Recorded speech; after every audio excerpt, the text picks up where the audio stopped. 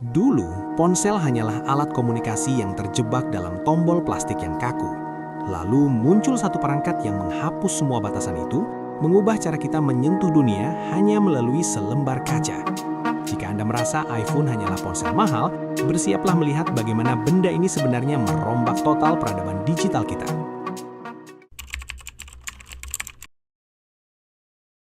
Ingat tidak zaman dulu saat kita harus memencet tombol berkali-kali hanya untuk mengetik satu huruf?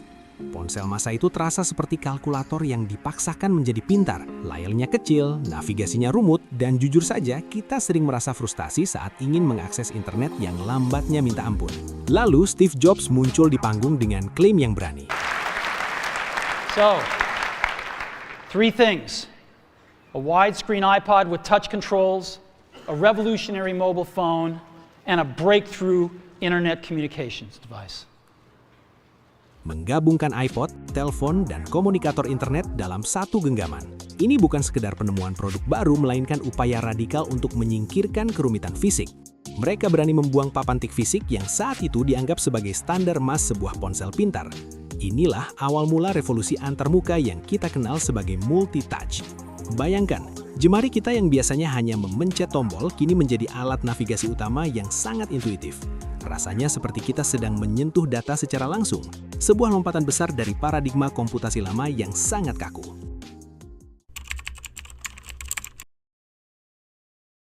Transisi dari tombol ke layar sentuh kapasitif itu ibarat berpindah dari mesin tik ke kanvas lukis yang ajaib. Apple tidak hanya memberi kita layar, tapi memberi kita pengalaman psikologis yang baru. Respon layarnya yang begitu halus membuat teknologi terasa lebih manusiawi dan tidak lagi terasa seperti mesin dingin.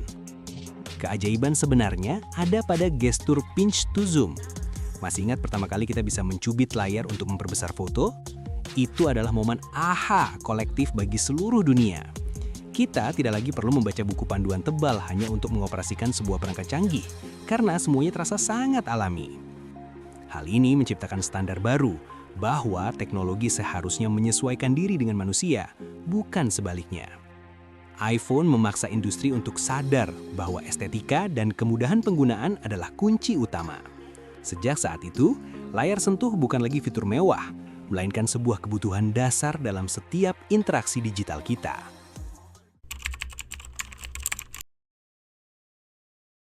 Dulu, aplikasi ponsel itu membosankan dan sangat terbatas kemampuannya. Namun, peluncuran App Store pada tahun 2008 benar-benar mengubah peta permainan secara total. Tiba-tiba saja, semua orang memiliki kesempatan untuk menjadi pencipta dan mengubah iPhone milik mereka menjadi alat apapun yang mereka inginkan. Ponsel Anda bisa menjadi kompas di pagi hari, alat edit video di siang hari, dan konsol game di malam hari. Paradigma komputasi bergerak bergeser dari apa yang bisa dilakukan ponsel ini menjadi apa yang bisa saya pasang di ponsel ini. Batasan antara perangkat keras dan perangkat lunak pun mulai memudar. Inilah yang kita sebut sebagai demokratisasi perangkat lunak. Kreativitas tanpa batas ini memungkinkan lahirnya raksasa teknologi baru seperti Instagram atau Uber yang hanya bisa hidup dalam ekosistem mobile. Kita tidak lagi membawa satu alat, melainkan membawa jutaan kemungkinan yang tersimpan rapi di dalam saku celana. Sebelum era iPhone, menjelajah internet di ponsel itu ibarat melihat dunia melalui lubang kunci yang sangat kecil. Tampilannya berantakan, lambat, dan seringkali hanya berupa teks hambar yang membosankan. Kita seringkali harus menunggu pulang ke rumah untuk membuka laptop jika ingin browsing dengan nyaman. iPhone mengubah itu semua dengan menghadirkan peramban Safari yang mampu menampilkan situs web secara utuh. Ini adalah momen revolusioner karena internet tidak lagi dipotong-potong untuk menyesuaikan layar kecil.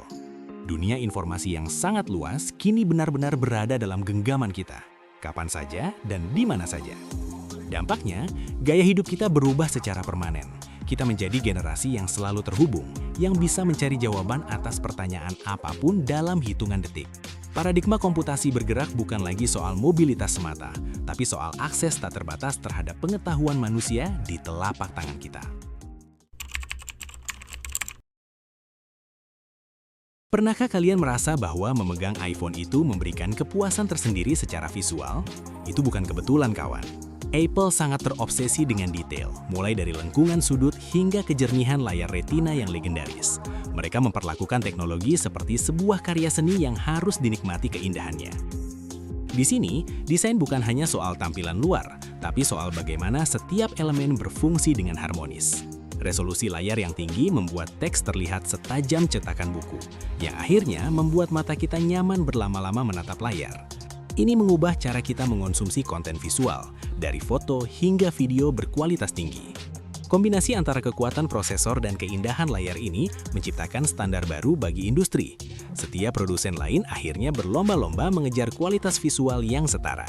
Hasilnya, kita semua diuntungkan, karena sekarang perangkat elektronik bukan lagi sekedar alat kerja yang membosankan, tapi juga bagian dari gaya hidup.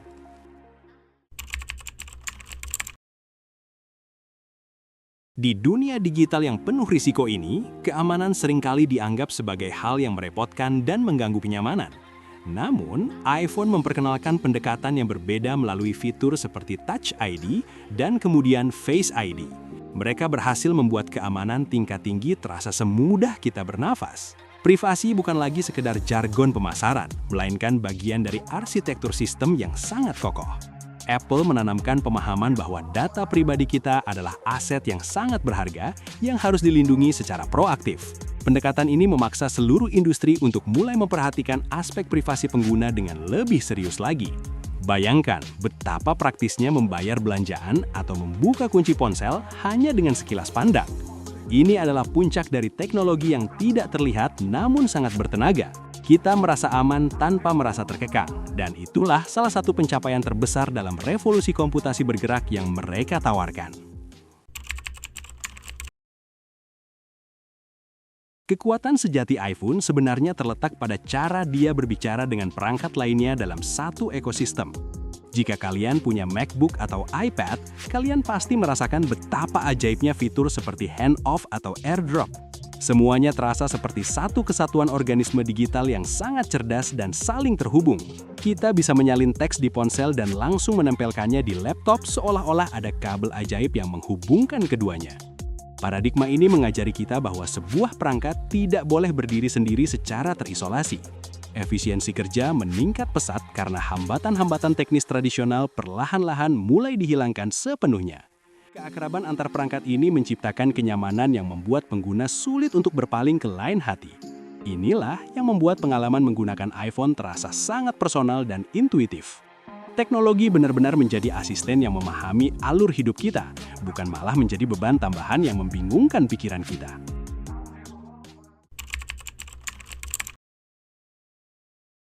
Lebih dari sekedar gadget, iPhone telah menjadi simbol status dan katalisator perubahan budaya di seluruh dunia.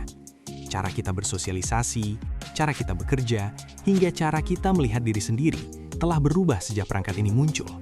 Kita menjadi fotografer dadakan, vlogger, hingga pengusaha digital hanya bermodalkan satu alat. Fenomena selalu online memang memiliki sisi ganda, namun tidak bisa dipungkiri bahwa ini mempercepat arus informasi. Jarak geografis kini terasa tidak relevan lagi ketika kita bisa melakukan panggilan video berkualitas tinggi menyeberangi samudra. iPhone telah mengecilkan dunia menjadi sebuah desa global yang sangat dinamis dan interaktif. Kita sekarang hidup di era di mana ponsel pintar adalah perpanjangan dari diri kita sendiri. Ia menyimpan memori, aspirasi, dan koneksi kita dengan orang-orang tersayang.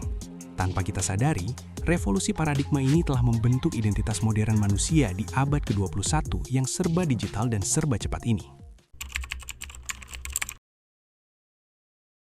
Setelah perjalanan panjang ini, satu hal yang bisa kita pelajari adalah bahwa inovasi sejati tidak hanya soal spesifikasi yang tinggi, melainkan soal bagaimana teknologi itu bisa menyentuh sisi kemanusiaan kita. iPhone telah membuktikan bahwa keberanian untuk membuang hal lama yang tidak lagi efektif dapat membuka pintu menuju masa depan yang jauh lebih cerah. Kita diajak untuk tidak sekedar menjadi pengguna pasif, melainkan menjadi pengguna yang kritis dan bijak dalam memanfaatkan setiap kemudahan yang ada di ujung jari kita. Kedepannya, tantangan kita adalah tetap memegang kendali atas teknologi tersebut, bukan malah dikendalikan olehnya. Gunakanlah perangkat hebat di tangan Anda untuk menciptakan karya, menebar kebaikan, dan terus belajar hal baru setiap hari. Revolusi ini baru saja mulai, dan peran Anda sangatlah penting dalam menentukan kemana arah perkembangan dunia digital ini selanjutnya. Jangan sampai kita kehilangan sentuhan manusiawi hanya karena terlalu sibuk menunduk menatap layar kaca yang menawan itu. Terima kasih sudah menemani perjalanan cerita kita hari ini. Jika Anda merasa mendapatkan wawasan baru atau sekedar terhibur dengan obrolan kita, silakan berikan apresiasi berupa klik tombol like, share, dan subscribe. Dan jangan lupa berlangganan agar kita bisa terus berdiskusi tentang teknologi dengan cara yang santai seperti ini.